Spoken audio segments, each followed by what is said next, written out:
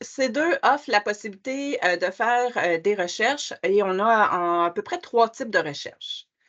On a la première recherche qui est une recherche globale. Donc, celle-ci, vous allez pouvoir y accéder via la loupe que vous allez retrouver sur la barre de menu.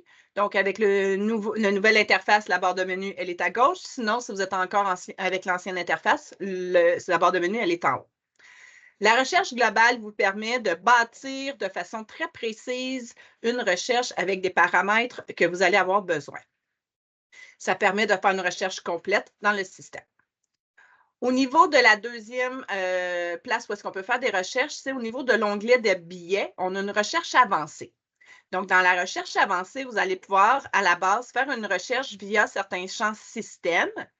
Et la recherche, c'est considéré comme un « et ». Donc, si on met des champs dans sommaire et description et client, bien, ça recherche dans les trois champs en même temps. Le gros avantage de cette section-là, de la recherche avancée, c'est que vous pouvez également utiliser un modèle de recherche et le modèle de recherche peut avoir des paramètres. Par exemple, si votre but est de trouver tous les billets créés la semaine passée, bien, la semaine passée, les dates ne sont jamais les mêmes. Et si on exécute notre recherche le lundi ou le vendredi, bien, la semaine passée, c'est toujours les mêmes dates. Donc, grâce à un modèle de recherche qu'on va pouvoir appliquer sur notre recherche avancée, on aura simplement indiqué les deux dates de début et de fin pour trouver tous les billets. De plus, bien, comme on a discuté dans le volume 1, on a la recherche rapide. Donc, la recherche rapide, elle va rechercher dans tous les billets qui sont affichés à l'écran. Elles vont rechercher dans le nom et le prénom du client principal, dans l'entreprise, le sommaire, la description, la résolution technique, ainsi que la résolution client. Donc, cette recherche-là va faire afficher les billets qui correspondent aux critères qu'on a affichés. On a également des modèles de recherche. Donc, comme j'ai mentionné tantôt au niveau de la recherche avancée, on peut utiliser un modèle de recherche.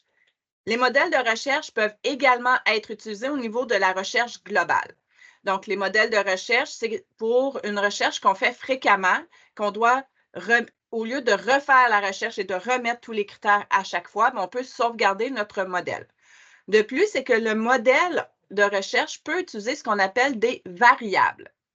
Le but étant, par exemple, de rechercher un mot-clé dans plusieurs champs, texte, mémo, etc.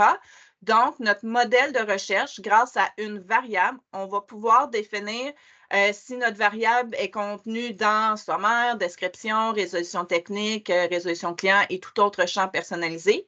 Et l'avantage de la variable, c'est qu'on a inscrit l'information une seule fois dans la recherche, au lieu de l'inscrire pour chacun des champs de recherche. Donc, si je recherche dans une dizaine de champs, le modèle de recherche avec variable va vraiment être très utile. On inscrit notre mot-clé une seule fois et ça recherche dans tous les champs désirés. Les modèles de recherche peuvent être utilisés, oui, dans la recherche globale, dans la recherche avancée, mais également dans les tableaux de bord.